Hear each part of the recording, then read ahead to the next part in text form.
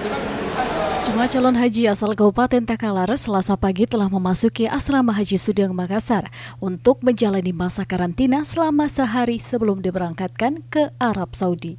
Jemaah calon haji asal Takalar diantar langsung oleh Bupati Takalar Burhanuddin Baharudin.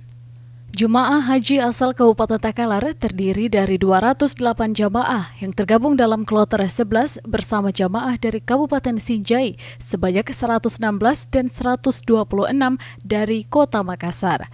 Para jemaah pun diarahkan menuju aula untuk penerimaan kepada Panitia Pelaksana Ibadah Haji atau PPIH Embarkasi Sultan Hasanuddin Makassar.